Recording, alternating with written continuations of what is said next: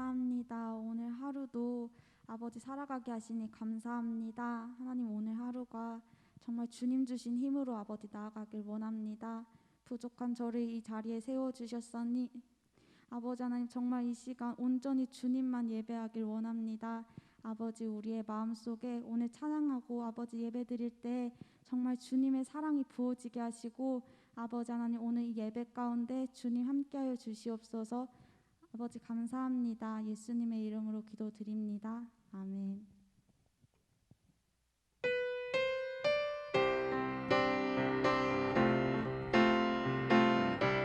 우리 이 시간 박수 치며 찬양하실까요? 예수로 나의 예수로 나의 구주 삼고 성령과 피로써 거듭나는 세상이 이 세상에서 내 영혼이 하늘의 영광 누리도다. 온전히 주께 온전히 주께 맡긴 내 영 사랑의 음성을 듣는 중에 천사들 왕래하는 것과 하늘의 영광 하늘의 영광 우리도다. 이것이 나의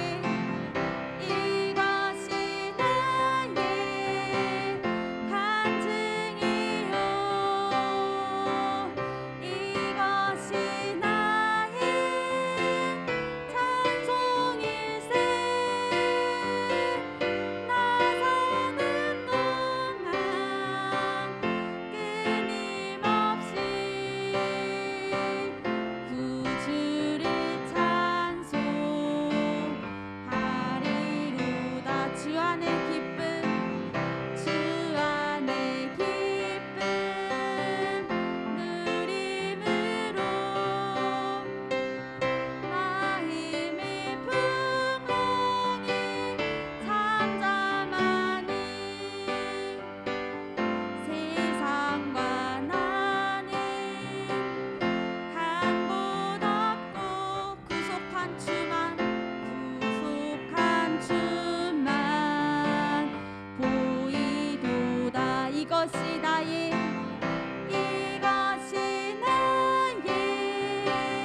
간증이요 이것이 나의 찬송일세.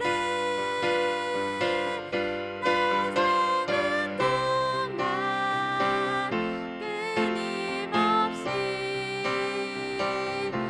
구주를 찬송하리로다.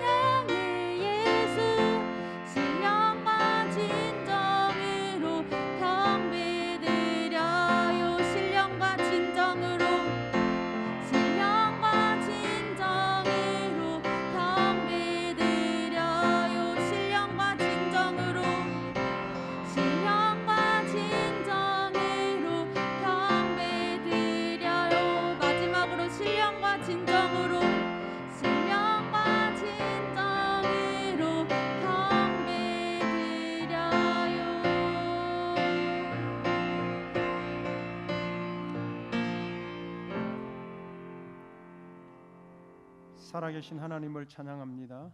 오늘도 하나님의 온전하심을, 또 하나님이 날마다 우리와 함께 동행하고 계시며 우리 안에 우리와 함께 성령으로 우리를 이끄시는 그 하나님의 세미함에 우리가 오늘도 고백되어집니다. 오늘도 주의 영이 우리를 온전히 주장하여 주옵소서. 말씀 속에 하나님의 임재를 체험하고 성령의 역사를 경험하는 축복의 시간 되게 하옵소서. 예수님의 이름으로 감사하며 기도드립니다. 아멘. 하나님의 말씀은 창세기 4장인데요. 1절부터 제가 6절까지 봉독하겠습니다. 아담이 그의 아내 하와와 동침하매 하와가 임신하여 가인을 낳고 이르되 내가 여호와로 말미암아 득남하였다 하니라. 그가 또 가인의 아우 아벨을 낳았는데 아벨은 양치는 자였고 가인은 농사하는 자였더라. 세월이 지난 후에 가인은 땅에 소산으로 제물을 삼아 여호와께 드렸고 아벨은 자기도 양의 첫 새끼와 그 기름으로 드렸더니 여호와께서 아벨과 그의 제물은 받으셨으나 가인과 그의 제물을 받지 아니하신지라. 가인이 몹시 분하여 안색이 변하니 여호와께서 가인에게 이르시되 내가 분하여야 함은 어찌 됨이며 안색이 변함은 어찌 됨이냐.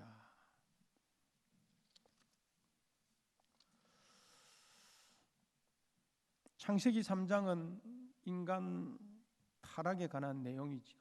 아담과 하와가 선악을 알게 하는 나무의 실과를 따먹는 그 죄의 결과로 하나님을 떠나게 되어졌습니다. 타락이 인간에게 미치는 가장 큰 영향은 뭡니까? 결국은 관계가 단절되어지는 겁니다. 관계가 깨어지는 것입니다. 본문의 이 내용은 결국은 하나님과 인간의 단절이죠. 창세기 3장의 이 사건은 하나님과 우리 사이의 이 단절 속에 죄가, 어마어마한 큰 죄가 우리 속에 들어오게 되어진 것입니다. 이 죄로 말미암아 하나님과 우리 사이에 이 단절된 이 관계가, 이 단절이 계속 지속되어진다. 이 관계를 회복할 수 있는 유일한 길이 뭘까? 우리는 신약을 통해서 우리는 알고 있지만도 결국은 창세기 3장의 아담과 하와가 선악을 알게 한 나무의 실과를 따먹는 이 죄의 결과로 하나님과의 단절이었습니다. 그래서 본문의 오늘 시작은 예배로 시작하고 있습니다. 이 창세기 4장은 예배로 시작하고 있는데 하나님으로부터 단절된 인간이 하나님과 교제할 수 있는 유일한 방법이, 그 당시에는 아마 이 올바른 예배였던 것 같아요. 이 예배를 통해서 하나님과 이 단절된 문제를 해결하는 거예요. 하나님과의 관계를. 자, 그래서 그러면 올바른 예배란 오직 하나님의 계시를 통해서만이 우리가 알 수가 있죠. 하나님께서 예배의 방식을 가르쳐 주어야 인간이 예배를 드릴 수 있다는 말입니다. 그렇지 않다면 그것은 예배가 아니라 우상 숭배라고 볼 수도 있죠. 타락한 이후에 이 이후와 이전의 가장 큰 차이는 타락 이전에는 하나님과의 교제가 예물 없이도 가능했습니다. 자유롭게 하나님 앞에 나아갈 수, 우리가 예수 그리스도의 십자가의 보혈의 피로 말미암아 구속과 죄 사함을 입음으로 말미암아 그 십자가의 보혈의 피로 우리가 이제 죄 사함을 얻었기 때문에 하나님께로 마음대로 나아갈 수가 있습니다. 하나님과 교제할 수 있어요. 예물이 필요 없어요. 그런 것처럼 에덴 동산에 있을 때의 아담과 하와에게는 하나님과의 교제가 아무런 예물이 없었습니다. 아무런 끄리낌이 없었어요. 이 에덴의 동산에 거니시는 그 하나님의 소리를 아담과 하와가 듣고 또 하나님은 너무나 기뻐했고, 그랬는데 이 선악을 알게 하는 나무의 실과를 따먹음으로 말미암아 이제 인간은 뭡니까? 숨게 되어지고 죄를 느끼게 되어지고 결국은 하나님과의 관계가 단절이 되어졌잖아요. 자, 어느 날 가인과 아벨은 자기들이 가지고 있는 것으로 하나님께 예배를 드립니다. 오늘 4장 1절에 보니까 예배의 방법을 이야기하고 있지 않아요. 그냥 가인과 아벨이 각자 자기가 처한 환경에서 하나님 앞에 제사를 드리고 있습니다. 가인은 자기가 농사지은 곡식으로 드렸고 아벨은 자기가 치고 있던 그 양을 잡아가지고 드렸습니다. 그런데 문제는 하나님께서 아벨의 제사는 받으시고 가인의 제사는 안 받았다 이 말이죠. 여기에 문제가 있는 거예요. 둘 다 받으면 되는데 하나님은 아벨의 제사는 받으시고 가인의 제사를 안 받으신 거예요. 똑같이 예배를 드렸다고 성경은 이야기하고 있는데 물론 거기에는 구체적으로 어떤 내용으로 어떤 부분이 들어있는지는 기록되어져 있지 않습니다. 이 창세기를 기록했던 이 저자는 하나님께 예배를 드렸는데 가인의 예배는 안 받으시고 아벨의 예배는 받았다, 연락했다, 그렇게 기록하고 있습니다. 여기서 우리가 본문에서 가장 궁금한 것은 왜 하나님께서 아벨의 예배는 연락하셨고 가인의 예배는 거절하셨는가 하는 문제예요. 왜 그랬을까? 여러분 어떻게 생각해요? 이것은 오늘을 살아가는 우리 그리스도인들에게 매우 중요한 질문입니다. 신앙생활을 하는 우리에게도 하나님께 예배를 드립니다. 하나님은 우리의 예배를 받으신다고 생각할 것입니다. 당시에는요, 하나님께서 제사를 받으시는지 받지 않으시는지 제사를 드리는 본인은 알았을 것입니다. 그만큼 영적으로 예민했을 것이에요. 문제는 하나님께서 무엇을 가지고 두 사람의 제사를 구별하셨는가 하는 점입니다. 두 사람이 모두 자기가 가지고 있는 것으로 드렸는데 결과는 달랐다니까요. 자, 가인과 아벨이 제사를 드리는 모습을 성경은 이렇게 표현하고 있어요. 4장 3절 4절에 세월이 지난 후에 그랬습니다. 세월이 지났다는 이 지금 4장은요 역사로 볼 때는 좀 길어요. 가인과 아벨을 낳고 세월이 좀 지나서 그가 성장하면서 하나님께 예배를 드리지 않았겠어요? 그러면 여기 1절에 보니까 아담이 그 아내와 동침하여 하와가 임신하여 가인을 낳고 이르되 내가 여호와로 말미암아 득남하였다 그랬습니다. 그가 또 가인의 아우 아벨을 낳았는데 아벨은 양치는 자였고 가인은 농사하는 자였다. 이 그냥 태어나자마자 농사짓고 태어나자마자 양치고 그랬습니다. 그러지는 않거든요. 시간이 좀 여기에 공간이 들어 있습니다. 시간이 지나면서 각자의 환경에서 하나님 앞에 예배를 드렸는데 가인은 농사를 지은 게 아니고 가인은 땅에 소산으로 제물을 삼아 가지고 여호와께 드렸고 아벨은 자기도 양의 첫 새끼와 그 기름으로 드렸는데 여호와께서 아벨과 그의 제물은 받으셨으나 가인의 예물은 안 받으셨다 말이죠. 가인에 대한 말은 아주 간단하게 되어져 있습니다. 아벨이 드린 방법에 대해서는 상세하게 자세하게 그리고 구체적으로 설명하고 있는데 아벨이 제사를 드린 모습을 보면 그는 마치 우리가 레위기의 제사법을 알았던 사람 같은 느낌이 들어요. 결국 하나님께서 아벨의 제사는 받으시고 가인의 것을 받지 않으셨다고 말하는 창세기의 저자는 제사를 중요시한 사람인 것으로 또 볼 수가 있는 것 같아요. 왜냐하면 하나님과의 단절 이후에 다시 말해서 아벨의 제사는 받으시고 가인의 제사는 받지 않으셨다는 것은 당시에 제사 제도가 있었고 또 그것에 의하여 제사가 평가되었다고 밖에는 다르게 설명할 방법이 없습니다. 자, 그러면 가인과 아벨의 예배의 차이를 우리가 예물에다가 두기도 합니다. 사람들은요 설교를 들어보면 가인과 아벨의 예배의 차이를 예물이라고 생각합니다. 겉으로 보면 차이를 갖습니다. 이런 해석은 성경적 근거가 없어요. 나중에 레위기에 볼 수 있겠지만도 하나님께 대한 제사는요 대부분이 물론 피의 제사입니다. 피 흘림이 없은즉 죄 사함이 없다고 히브리서 9장 22절에도 말하고 있어요. 자, 타락으로 인해서 인간과 하나님과의 관계가 완전히 단절되었기 때문에 죄인인 아담과 하와의 자녀들은 반드시 하나님께 나아가기 위해서는 피 흘림을 통해서야만 하는 것입니다. 이 해석에 따르면 가인이 아니라 양과 그 기름으로 제사를 드린 아벨의 예배만이 올바른 제사, 올바른 예배라고 볼 수도 있습니다. 왜냐하면 그런데 레위기에 보면요, 피의 제사만 있는 게 아닙니다. 곡식을 드리는 경우도 있습니다. 곡물을 드리는 피 없는 제사도 있었습니다. 본문의 말씀도 예물을 우선에 두지 않았습니다. 예물보다 더 중요한 것은 예배를 드리는 그 사람의 태도와 관계가 있지 않나, 이렇게 볼 수 있습니다. 여호와께서 아벨과 그 제물은 연납하셨고 가인과 그 제물은 연납하지 아니하셨다. 즉 하나님은 제물만 받으신 것이 아니라 제물과 제물을 드리는 사람을 함께 받으신 것입니다. 더 중요한 것은 그것을 드리는 사람에 있다고 볼 수도 있죠.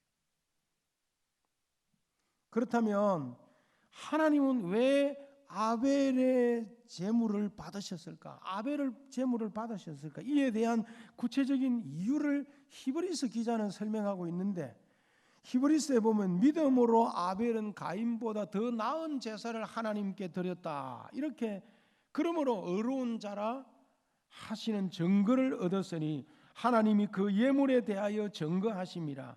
저가 죽었으나 그 믿음으로서 오히려 말하느니라, 이렇게 기록하고 있습니다. 이 본문에서 우리는요, 가인과 아벨의 본질적 차이는 믿음이에요. 아벨은 믿음을 통해서 제사를 드렸고 가인은 믿음 없이 제사를 드린 것으로 우리가 볼 수밖에 없어요. 따라서 가인과 아벨의 차이는 예물에 있는 것이 아니라 그들이 가지고 있는 믿음의 성격의 차이가 있지 않나, 그렇게 볼 수 있는 것밖에는 더 이상 해석할 여지가 없어요. 자, 그렇다면 이 히브리서의 저자는 이 사실을 어떻게 알았을까? 창세기 본문에는요, 믿음에 대한 언급이 전혀 나와 있지 않잖아요. 그런데 이 히브리서 저자는 어떻게 보면 이 히브리서 저자는 지극히 상식적인 원리에서 믿음을 끄집어낸 것 같아요. 히브리서 11장 6절에 보면 믿음이 없이는 하나님을 뭐 할 수 없다고요? 기쁘시게 할 수 없다 그랬어요. 구약 성경 전체의 하나의 해석 원리가 뭐냐면, 가인이 믿음 없이 하나님께 제사를 드렸다는 것의 결론은 결국은 하나님께서 그 제사를 받지 않으셨다는 사실에서 유추할 수가 있을 것입니다. 그렇다면 가인은 믿음이 아니라 무엇을 수단으로 하나님께 제사를 드렸을까? 가인의 제사를 통해서 우리가 확실히 알 수 있는 것은 믿음 없이도 하나님께 뭐 할 수 있습니까? 예배할 수가 있습니다. 믿음이 없이 제사를 드렸다는 말이 불신을 가지고 예배를 드렸다는 말은 꼭 아닙니다. 그러나 성경에서 믿음의 반대말이 불신이 아니라 율법과 행위라고 볼 수 있습니다. 더 정확하게 말하면 자기의 의나 자기의 노력으로 하나님께 예배했다는 말을 볼 수 있습니다. 가인은요, 바로 자기 자신의 노력에 근거한 예배였음을 알 수 있습니다. 세상 사람들도요, 공적을 쌓기 위해 가지고 정성을 다해서 열심을 다하여요 제사 드리는 사람들이 있습니다. 예.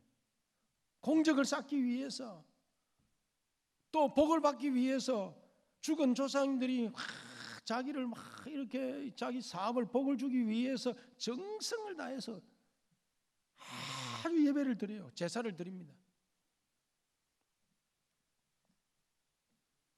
조상들로부터 복을 받는 생각입니다. 이런 자기 열심과 종교적 행위에 초점을 맞출 수밖에 없어요.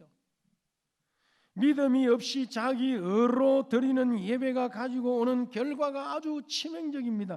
믿음은 하나님의 은혜를 감사하고 하나님을 사랑하는 마음으로 표현되어지는 일. 하나님께서 본문을 통해서 이러한 믿음이 중심이 되어서 하나님께 예배하는 자를 받으신다는 사실을 우리에게 가르쳐주고 있는 것 같아요. 우리가 하나님께 드리는 이 예배는 과연 그러면 어떠한가? 우리가 하나님께 드리는 이 예배에는 앞에서 말씀드린 이런 믿음의 고백과 감사가 있는가? 우리가 행식에 따라서 의무감으로 하나님께 예배드리고 있지는 않는가? 우리는 진정으로 우리의 마음의 중심을 바로잡아서 하나님께 감사와 기쁨이 있는 그런 예배, 정말로 진정과 성령으로, 그래서 우리가 하나님 앞에 나아갈 때에 성령과 진리 되신 예수 그리스도 이름으로 예배해야 돼요. 자기 재물을 하나님이 기뻐하지 않으신 것으로 가인은 몹시 화가 나서 얼굴색이 변했다라고 기록하고 있습니다. 그러자 하나님이 말씀하십니다. 오늘 여기 본문에 보니까요, 5절에 보니까 가인과 그 재물은 받지 아니하신지라 가인이 몹시 분하여 안색이 변하니 여호와께서 가인에게 이르시되 내가 분하여야 함은 어찌 됨이며 안색이 변하면 어찌 됨이냐 그랬어요. 왜 그렇게 얼굴에 막 인상을 찡그리고 막 그 앵그리 같은 그런 그 얼굴 표정을 하면서 막 분노에 차여 있느냐?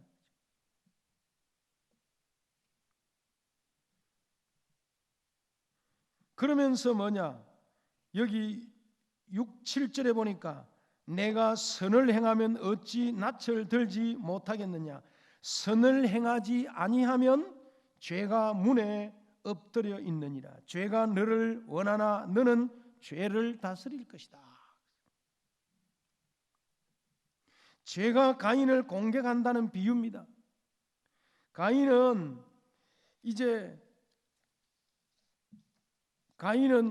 정말로 이 성이고 그 성문을 지켜야 한다는 의미입니다.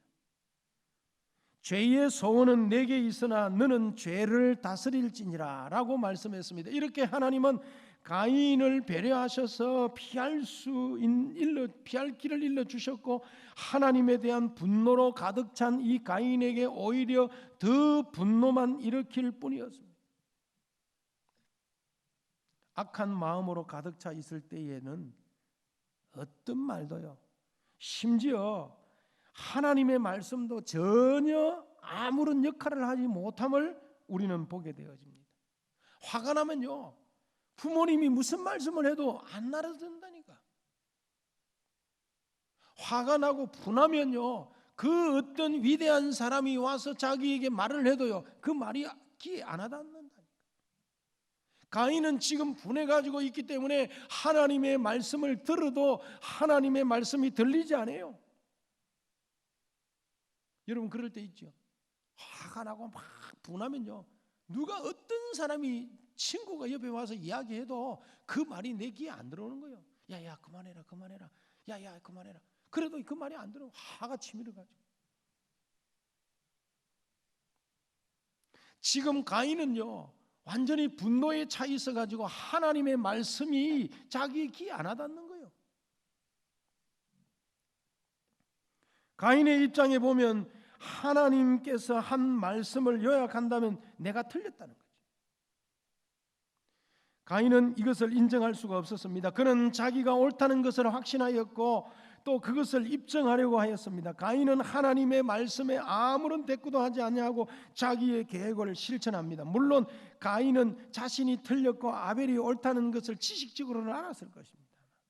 그러나 그 사실을 용납할 수가 없었어요.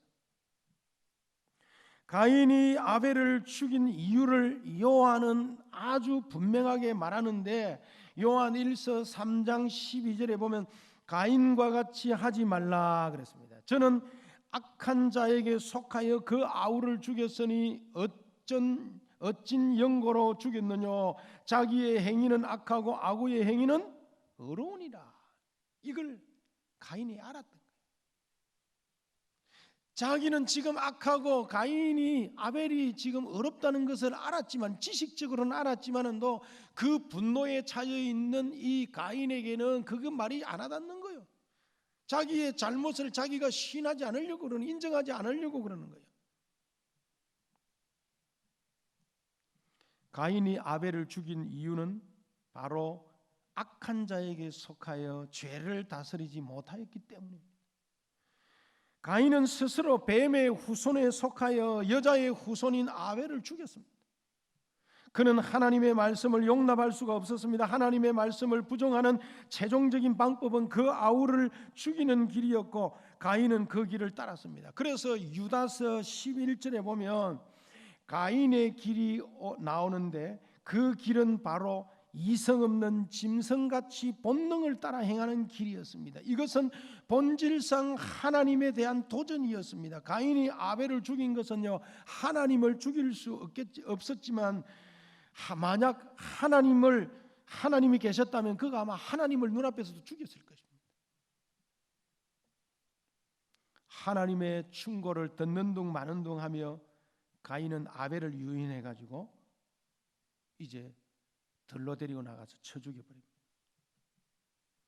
아벨에 대한 열등감이 마음에 번져서 그랬다고 말할 수 있을 것입니다. 그러나 또 한편으로는 아벨을 사랑하시는 하나님이 미워서 그것을 그렇게 한 것으로 생각할 수 있습니다. 하나님에 대한 원망과 반항심을 그는 이런 식으로 표현했던 것입니다. 여러분, 그런 경험이 없어요? 집에 가족들이 있고 엄마가요, 부모님이 나보다도 동생을 너무 사랑하고 나보다 형을 너무 사랑하면요, 괜히 화가 나고 막 기분이 나쁘고 막 때로는 그 사랑하는 동생을 막 때려 패기도 하고 막 때리기도 하고 괜히 막 미워하는 그런 행위들을 가끔씩 그 TV에 보면 뭐 무슨 내 새끼 이래 가지고 하는 프로가 있더라고. 거기 보면 나와요. 그래서 반항심으로 사랑하는 동생을 때려 패는 거예요. 엄마 부모님이 안 보일 때요, 꼬집고 막 밀어버리고 막 이렇게 하더라고. 반항심에 아마 이 가인이 아벨의 그 반항심으로, 하나님에 대한 반항심으로, 하나님에 대한 그 불만으로 아벨을 죽인 거예요. 항상 그렇듯이 이런 죄가 벌어지자 하나님께서 직접 개입하셨죠. 하나님은 가인을 찾아와서 물었습니다. 가인아, 내 아우 아벨이 어디 있느냐? 그러니까 이 가인의 대답이 뭐입니까? 난 모릅니다. 제가 그 아이를 지키는 자입니까? 난 몰라요. 내가 모르는데 내가 어떻게 그 아이를 지키는 자입니까? 이렇게 딱 대답을 합니다. 말투를 보면요, 아직도 하나님에 대한 가인의 불만은 풀리지 않았습니다. 그러면서 전혀 죄책감을 느끼지 않고 있는 모습을 볼 수 있습니다. 그런 살인에 더하여 거짓 증거의 죄를 더하고 있습니다. 죄는 또 다른 죄를 낳을 수 있음을 우리가 알 수 있죠. 죄를 다스리지 못하고 죄에 더욱 종노릇하는 가인의 모습을 우리는 볼 수가 있습니다. 내가 내 아우를 지키는 자니까. 궁극적으로 하나님을 조롱하는 말입니다. 내가 아니라 당신이 아우를 지켜야 되지 않습니까? 당신이 아우를 지켜야 되지 내가 왜 아우를 지킵니까? 속으로 어떤 생각을 한 것으로 느낍니다. 아마 이런 생각을 하고 있는 것 같아요. 당신은 아벨도 제대로 지키지 못하는 무능한 하나님이 아니냐고. 자기 백성도 제대로 지키지 못하는 자가 어떻게 하나님이라고 말할 수 있느냐, 이렇게 아마 반문했을지도 모릅니다. 여러분이 만약 하나님이라면 이런 모욕에 대해서 어떻게 반응하시겠어요? 저 같으면 당장 지옥에 가두어가지고 풀무불이 타는 그곳에 막 넣어가지고 고통을 막 줄 수 있겠죠. 그 아이에게 무슨 짓을 했느냐? 내 아우의 피가 땅에서 울부짖는다. 이제 너는 땅에서 저주를 받을 것이다. 땅이 입을 벌려서 내 아우의 피를 내 손에서 받아 마셨다. 내가 밭을 갈아도 땅은 너에게 아무것도 주지 아니할 것이다. 너는 땅 위에서 쉬지 못하고 떠돌아 다니게 될 것이다 라고 하나님은 그렇게 말씀하고 있습니다. 가인이 받은 벌이 무엇입니까? 자신의 수고가 더 이상 효력이 없게 되어진 것입니다. 죄의 대가가 얼마나 엄청난 것인가를 깨달은 이 가인이 공포에 사로잡히고 말았습니다. 그래서 그러나 고백하기는 뭐냐? 이 형벌은 죄가 짊어지기에 너무 무겁습니다. 땅에서 저를 쫓아내시니 하나님을 만나 뵙지 못합니다. 이런 고백. 다른 사람들의 보복을 받을까 봐 걱정을 합니다. 13절 14절을 보시면 전부 자기에 대한 관심 말고는 없습니다. 자기가 저지른 죄에 대해서 회개한다든지 아들을 잃은 부모에 대한 관심은 전혀 없고 그냥 나에 대해서만 관심을 가지고 있어요. 이 얼마나 이기적인 사람입니까? 그러나 하나님은 가인의 생명을 보호하겠다고 약속했습니다. 그렇지 않다. 너를 죽이는 자는 7 갑절로 벌을 받을 것이다. 하나님은 죄인도 불쌍히 여기시고 그래서 아담과 하와를 에덴에서 쫓아내실 때에도요 가죽옷을 입혀가지고 그렇게 해서 보냈어요.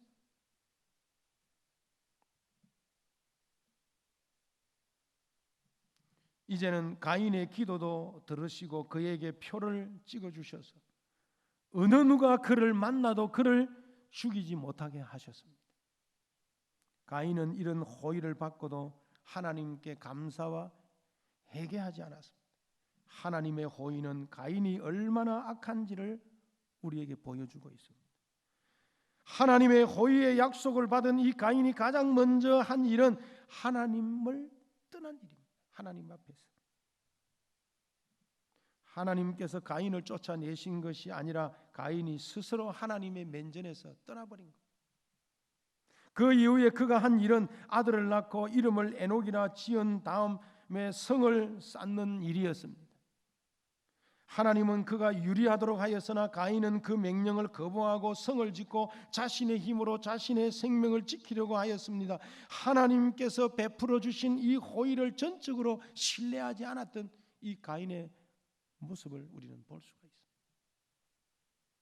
여기에서 가인의 모습에서 우리의 모습을 보게 돼요. 우리가 때로는 분노할 수도 있고 불평할 수도 있고 원망할 수도 있습니다. 우리가 그럴 때도 하나님의 말씀 앞으로 나아가야 돼요. 하나님께로 나아가야 돼요. 자신을 통제할 수 있어야 돼요. 통제할 수 없을 때에 사단은 득2의 제3의 분노를 일으켜서 제2의 제3의 죄를 범하도록 끌고 간다니까. 지금 이게 사단의 작품의 결과 아닙니까? 가인이 아벨을 죽이는 것은 결국은 뭡니까? 하나님과 아담과 하나님 사이의 단절, 하나님과 인간 사이의 죄로 인해서 단절되어짐으로 그 결과로 이런 처참한 결과가 우리에게 주어졌습니다. 우리는 오늘 이 창세기 4장을 통해서 우리 자신을 돌아보고 우리가 더 하나님 앞에 나아갈 수 있는 죄의 본질이 이렇게 나타나는 것입니다. 죄의 결과가 이렇게 나타나는 것입니다. 끊임없이 우리가 하나님 앞에 냉철하게 우리 자신을 돌아보고 나의 부족함을 깨닫고 내가 혹시 하나님 앞에 진정과 정말로 성령과 진리 대신 예수 그리스도 이름으로 내가 예배하는가? 내 중심을 다해서 하나님 앞에 예배하는가? 교회 가면요 막 장로 선거에 막 건사 선거에 떨어지면 안수집사 선거에 떨어지면 분노해가지고 막 교회를 떠나버리기도 하고 화를 내고 막 이랍니다. 그게 뭡니까? 진정으로 하나님께 예배드렸다고 볼 수 있어요? 직분의 욕심을 가지고는 그것밖에는 볼 수밖에 없어요. 우리가 진실로 하나님 앞에 선다면 그렇게 할 수가 없는 것입니다. 오늘 이 창세기 4장의 사건을 통해서 우리 자신을 돌아보고 우리 자신을 하나님 앞에 냉철하게 판단해보고 하나님 앞에 온전히 세워지는 저와 여러분이 되기를 주의 이름으로 축원합니다. 살아계신 하나님, 창세기 4장 사건을 통해서 우리 자신을 돌아보고 철저히 회개하며 하나님 앞에 감사와 기쁨으로 예배하며 하나님 앞에 나아갈 수 있도록 인도하여 주옵소서. 예수님의 이름으로 기도드립니다. 주 예수 그리스도의 은혜와 하나님의 무한하신 사랑하심과 성령의 교통하심이 오직 예수 그리스도 안에서 믿음으로 살 주의 자녀들 머리 위에 날마다 하나님 앞에 믿음으로 예배하며 기도하며 묵상하며 말씀을 통하여 하나님 앞에 깊이 깨달으며 나아가기를 소망하는 주의 자녀들 머리 위에 이제로부터 영원토록 항상 함께 계실지어다.